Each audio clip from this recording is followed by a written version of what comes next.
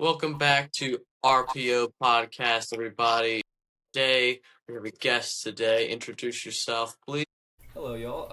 I am Hunter's friend, and my name is Micah. Nice to meet you, Micah, and welcome to the RPO Radio Podcast. Today, we're going to be discussing some of the transfers across the college football world. We're also going to be discussing a few coaching hires and speculation in the NFL. So let's jump right into my Florida Gators overall transfers and recruits. So here are some of the recruits that I have for Florida.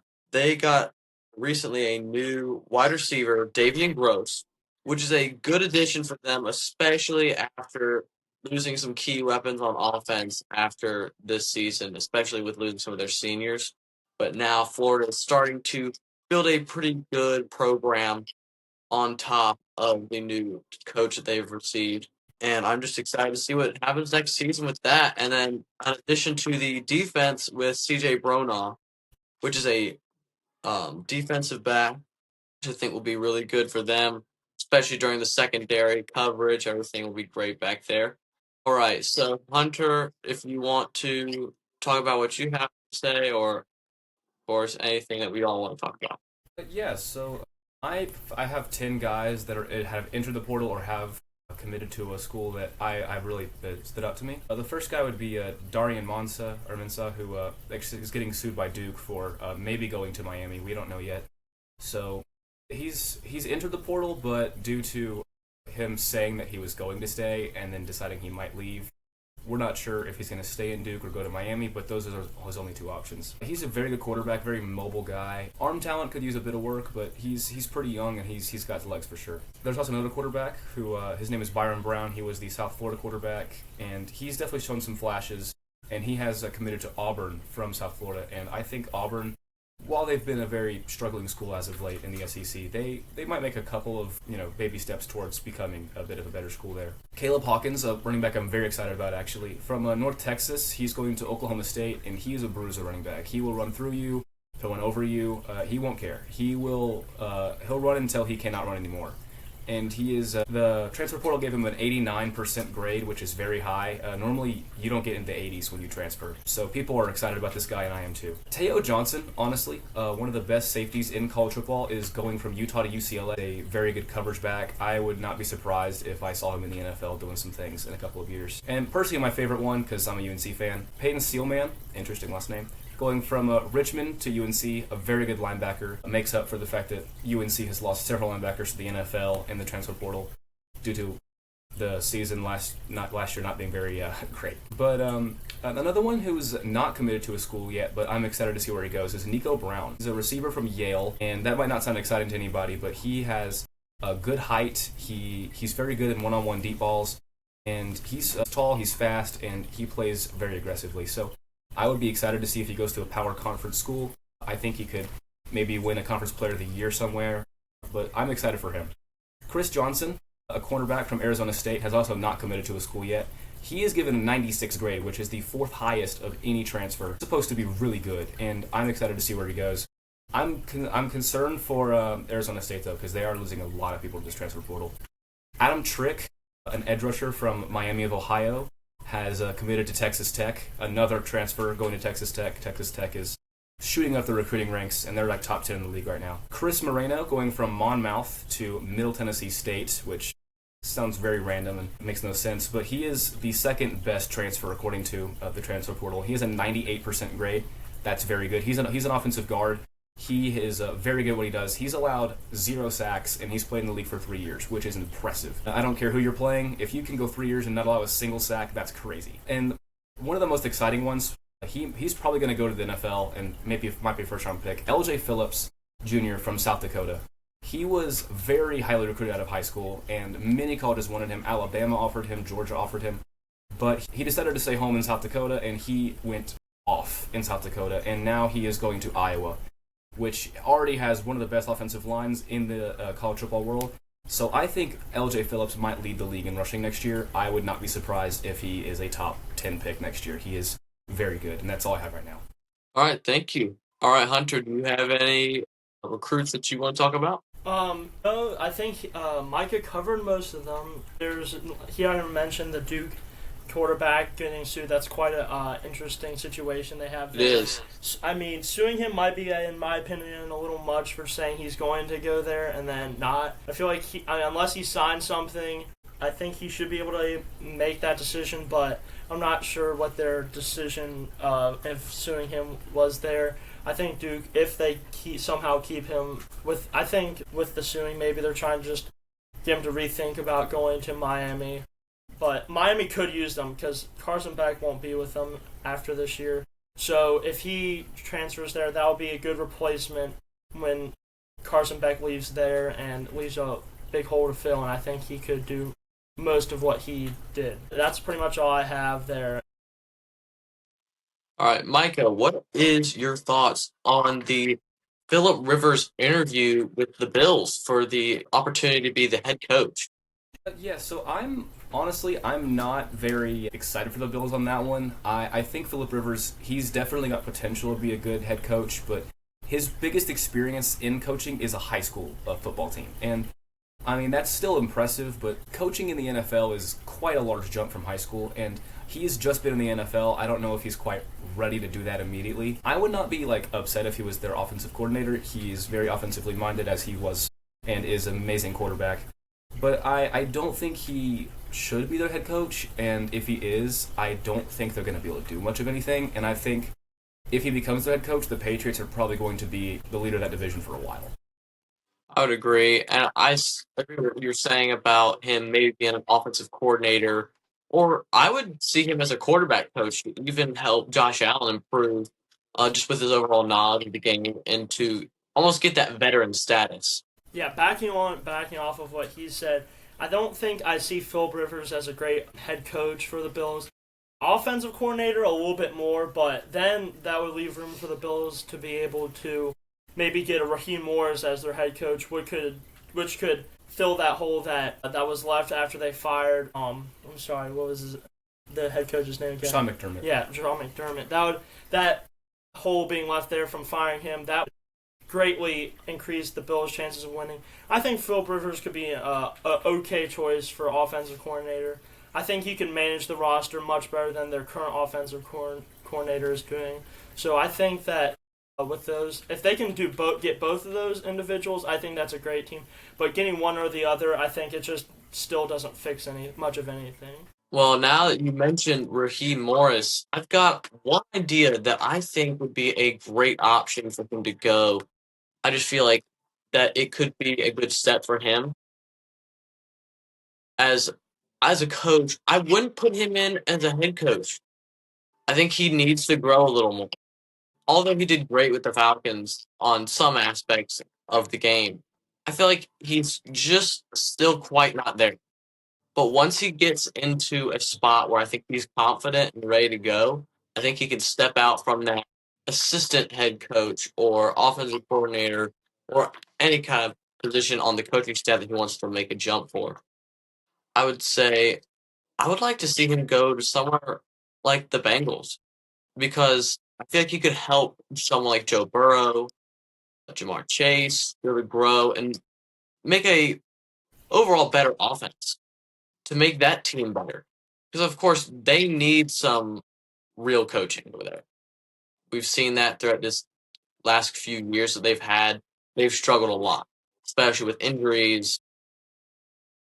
The coaching staff hasn't been getting the job done. I think that would be a good option for him. Yeah, I think Raheem Morris, he definitely has a bunch of room to grow there. I think the main thing that I did not like about the Falcons firing him was that he only had 2 seasons there, and you cannot have everybody be like Mike Vrabel was this year, where he goes 1 year with the Patriots, might win Coach of the Year, we're not sure yet, but he does amazing there, and they're probably going to make the Super Bowl. More on that later, but Raheem Morris, I think he was building something with the Falcons. I mean, if you guys remember, they were 4-9 at one point, and they got eliminated from the playoffs at 4-9. And instead of just, kind of bowing down and getting a good draft pick, they were like, we're going to try it at the end of the season. And they won 4 straight games and knocked a bunch of teams out of playoff contention. And they looked scary in those 4 weeks. They were number 3 in offense in the last 4 weeks of the season. They were very good. They were beating up teams like the Bills on offensive production. And the Bills made the playoffs. So I think the Falcons had something with him. And I think they lost a lot by getting rid of him. I mean, Andy Reid became the Chiefs head coach in 2013, and he never won a Super Bowl or did anything in the playoff until 7 years later. Like, you can't exactly expect a person like Raheem Morris to lead a team like the Falcons were instantly to a Super Bowl or something, because if you guys had forgotten, Matt Ryan had just retired, and Desmond Ridder was not doing much with them. So it's really hard when you have a young quarterback like Michael Penix, and Kirk Cousins is getting older, so he's in the decline of his career. So I think Raheem Morris has potential to do some things. Again, I don't think he'll do it immediately, but I think if the Bills can get him as an offensive coordinator, you could have a pretty strong contender there with the Bills. But I do think he has a couple years to go. But I think if he blossoms to his true potential, I think he's gonna at least win one championship. Yeah, I like agree. you said, I mean, you can't just give up on people like Andy Reid. He mentioned he'd been there for so long. Now look at him. He might have had a better crew to start with than he did with Raheem Morris did with the Falcons. But now look at him. He won 2 championships in a row, and they're a playoff contender, except for this year is the exception, for quite a long time leading up to this year. So you just can't give up on a head coach that easily, like he's already mentioned. That's all I have to really say about that. Just a very aggressive fan base in Atlanta. I mean, like, you look at that fan base, they're so impatient. I feel like after that Super Bowl loss to the Patriots, that fan base has been impatient because they waited so long, been to the Super Bowl twice, and now they're starting to get impatient with firing coaches right on the spot or cutting players if they're not pulling up to the standard for like one game. Like, it's just crazy what's going on over there in Atlanta.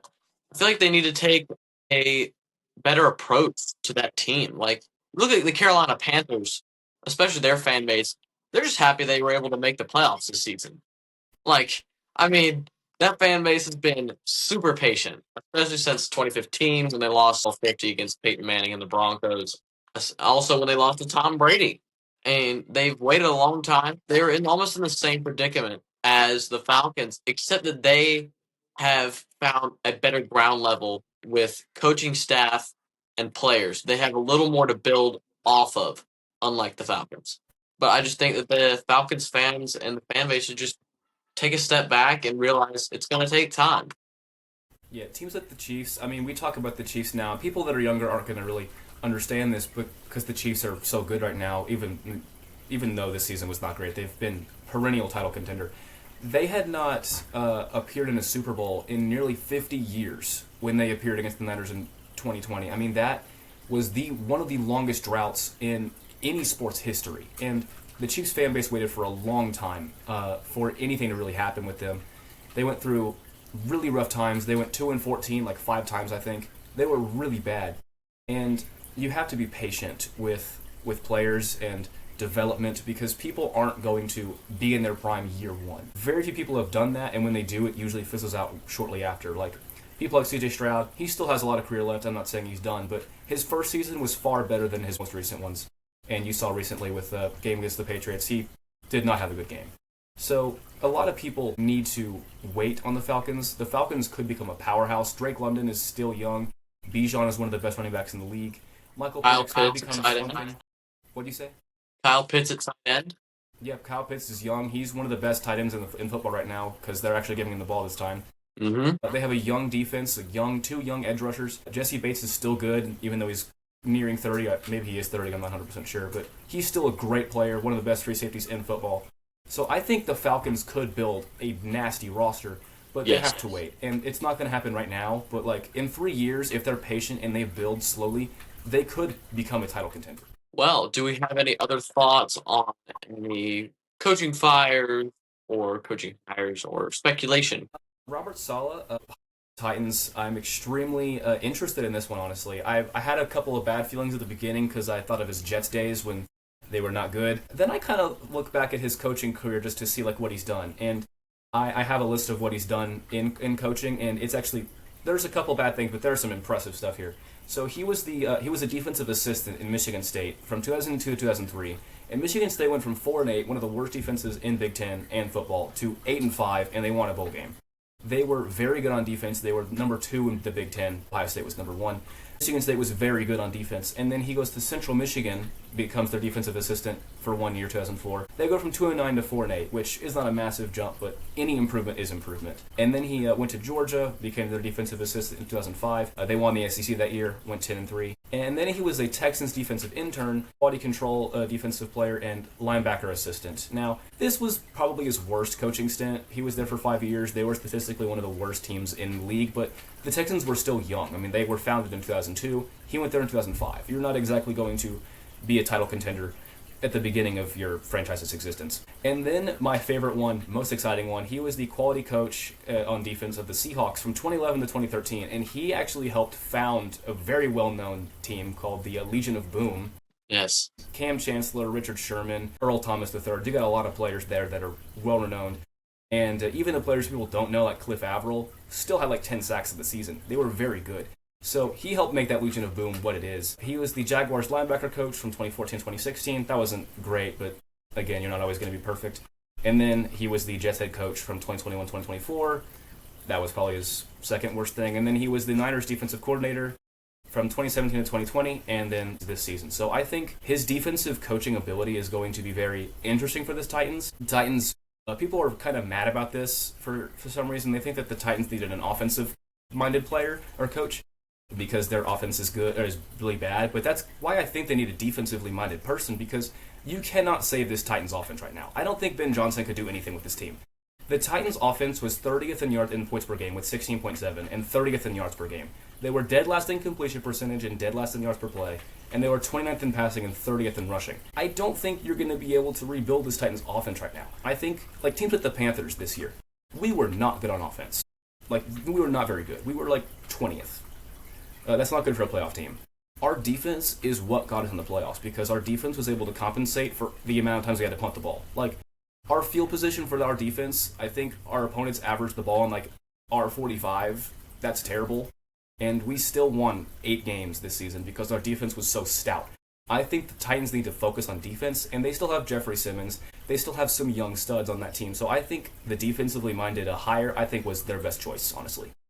Especially with their quarterback, Cam. We don't want an Andrew Luck situation like with the Colts where he was super, super good, but they didn't protect him, and then he gets hurt, and his body can't keep up, and then he has to retire.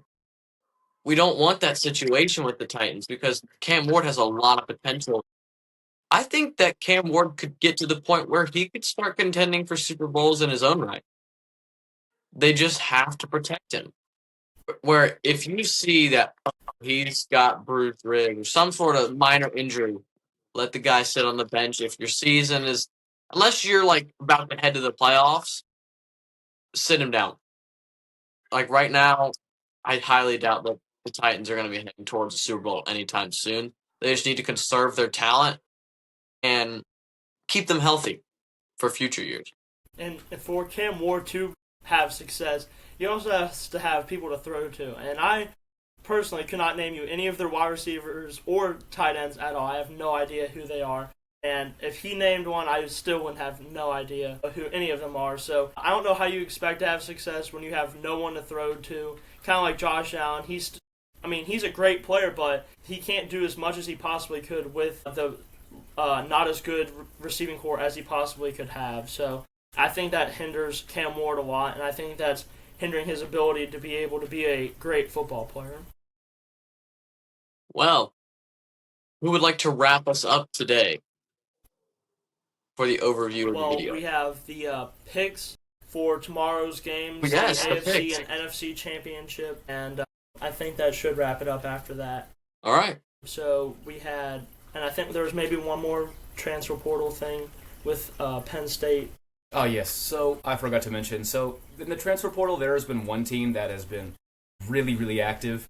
They've lost like about 10 guys, but they've gained about 40, and that will be Penn State. Penn State lost James Franklin, their head coach, to Virginia Tech after they went on a bit of a losing streak, and Drew Aller got hurt for the rest of the season, their quarterback, for those who don't know. And they got the Iowa State head coach. Now, Iowa State has been well known throughout all of their existence as being really, really, really bad. They were bad for almost my entire childhood up until like 3 years ago, and they're finally starting to build something after they lost Brock Purdy. They've been really good. And Iowa State's head coach is now at Penn State, and he brought almost his entire starting roster with him. They got the tight end from Iowa State, Benjamin Brahmer. He is one of the best tight ends in football, and people are really sleeping on him. I think he could do a lot of good things. I personally think he's the best tight end in the Big Ten right now. I think he could become something huge. They got Rocco Beck, the quarterback, so they have something. They lost their backup quarterback to the transfer portal. He has not committed yet, I'm not sure. But they got a good quarterback. They have a lot of good players. And Penn State is kind of starting to build some hype, kind of like UNC's hype from last year, but with a bit more foundation. Like, people could see Penn State go 6-6, and I don't think anybody would be surprised right now because they're still kind of rebuilding. 6-6 is not terrible right now, and the Big Ten is a very tough conference to win in. But they could also go like 12-0, and nobody would be surprised either because this Penn State team right now is either going to go all in, and we're not sure about that yet, but they could just quietly rebuild and maybe build some more things. But I don't think Penn State needs to be concerned at all. I mean, they did have a bad year this year, but people need to remember that Penn State has been very good for a while, and they have a lot of people that have been in the NFL, like Saquon Barkley, you've got Micah Parsons. A lot of Penn State football has been really good, so I don't think there should be any concern with Penn State. And the fact that they got 24 recruits from just Iowa State shows that they are building a team there that could become a very dangerous threat in the very soon years. All right. Hunter, would you like to tell us the two games we were predicting for the NFC and the AFC? All right, for the NFC Championship between the Seahawks and the Rams, I think most people are going with the Seahawks on this one. Insane defense. They might have the Legion of Boom Reborn. Maybe not quite as good. Their defense has been solid, and that's what's been keeping them in games. And that's what we already kind of mentioned with the Titans. Needed that offensive coordinator to step up for them and lead them and to help them rebuild their team and stuff. So I think that the Seahawks are going to win that one easily. And for the AFC Championship, I would say that the Patriots are going to pull this one away, especially now with the Broncos. QB loss with Bo Nix. I don't think Jarrett Stidham is going to be able to do what Bo Nix has done. And I just think it'll be a close game. Don't get me wrong, still, I believe. But I think the Patriots overall have that. I would agree on your last pick. I definitely think that the Patriots should be able to pull it off against the Broncos. The big thing is the only chance that the Broncos had is if they can protect Jarrett Stidham. If they can protect him, he can do a lot of stuff. But that's the big thing. They have to protect him. And then if that defense plays like that they have at the beginning of the year and the middle of the year, then that could give him a lot of help as well. But for that NFC game with the Rams and the Seahawks, I don't know. I'm feeling like the Rams could pull this off today. I don't know. I feel like the Rams could pull off something special today. So give me the Rams. They've got a lot of pretty good guys that they can look at. Devontae Adams, Stafford's been great towards the start of this play. I mean, when we saw him with the Bears, he was playing really well. I was honestly surprised how well he played because we saw when we watched the Carolina game, I was like, oh, he's not playing too well. He probably won't survive the next round of the playoff. He's surprised me, and the Rams have started to pull it off, so I see the Rams doing it today. So, I personally think that the Seahawks and Rams is going to be a very exciting game. I mean, the big question right now is, can Sam Darnold beat the Rams? Because the Rams have plagued him since he entered the NFL, and the win that they had against them in Seattle, I mean, they won in overtime, yes, but the Rams controlled most of that game. If the Rams can do that again, I like their chances. I mean, Matthew Stafford is an MVP candidate. I don't know if he's going to win it. There's some debate there, but he's very good. He's got Puka Nacua, one of the best receivers in football, might win Offensive Player of the Year. Devontae Adams is, some people will call him overrated, but he's still a good receiver in his own right. And they have good offensive line. They have a good running back in Kyren Williams. And the Rams have a very good defensive line. Like Byron Young, very good. You've got, I can't think of the other guy's name, Jared Verse. Jared Verse is very good as well. The Rams have Poona Ford. They have a very good defensive line. I could see them pressuring Sam Darnold and maybe getting a few sacks that could change the game. But again, another thing is the Seahawks are the number one seed in the NFL. They have been very good as of late. They have one of the best defenses in football as well, and they also have an offense to back it up if the defense gives up some touchdowns. So JSN had a crazy breakout year this year that very few people predicted. And the Seahawks have mediocre running back core, but that could become good if they need it. And Sam Darnold has been very good, very underrated player right now, and he's kind of reviving his career. So I could see any outcome, honestly. If the Seahawks blew out the Rams, I would not be completely shocked. I think the only thing that would surprise me is if the Rams, like, kill the Seahawks. That'd be the only thing that really surprises me. I could see the Rams winning by 2 touchdowns. I could see the Seahawks winning. But at the end of the day, I'm going to predict that the Seahawks beat the Rams. I'm going to say it's going to be 30-24. I think that Sam Darnold is going to finally be able to consistently beat the Rams, and I think that the Seahawks are going to make the Super Bowl this year. All right. Well, that should do it for today. Thank you guys for joining us today on RPO Radio. Thank you again for coming on today. We'll see you guys in the next video. This is RPO Radio signing off.